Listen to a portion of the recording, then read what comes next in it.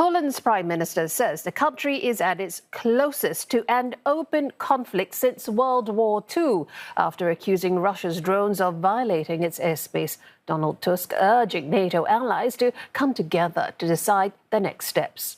The country has invoked Article 4 of the Defence Alliance. Now, that allows a NATO member to call for urgent talks if it feels that its territorial integrity, political independence or security have been threatened.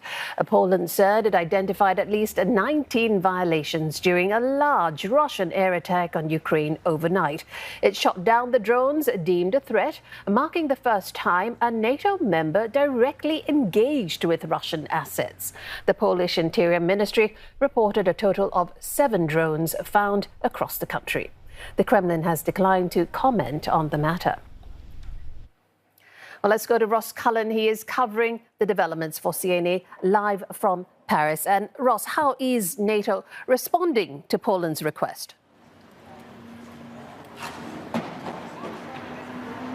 Well, Jill, NATO boss Mark Rutte has been speaking this afternoon about the incursion into Polish airspace by Russian drones, saying it was reckless behaviour and saying that NATO demonstrated its ability to protect against threats. We did see the deployment of NATO aircraft from a range of member state countries, not just jets from Poland, which was, of course, the airspace which was violated by the drones, but also combat aircraft from the Netherlands.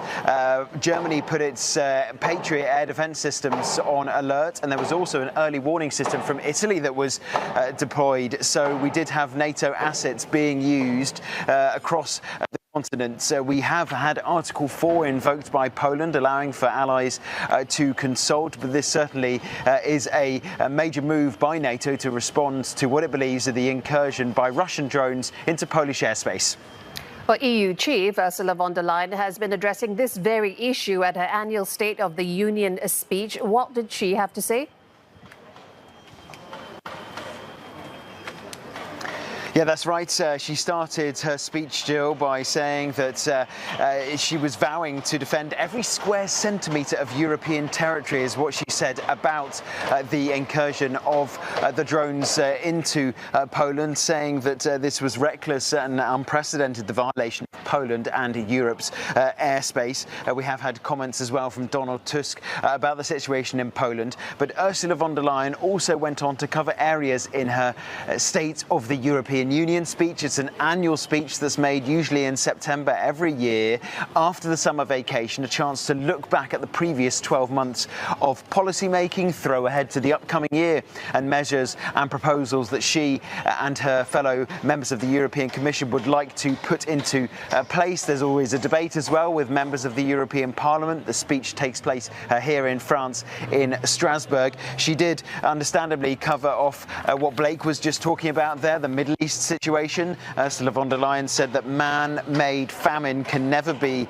a weapon of war, and she also proposed partially suspending the EU-Israel Association Agreement. That's something which would be supported by member states like Spain and Slovenia, something that would be opposed by EU members like Germany and Hungary. Jill? All right, thanks so much. Ross Cullen there, covering those developments for CNA live from Paris.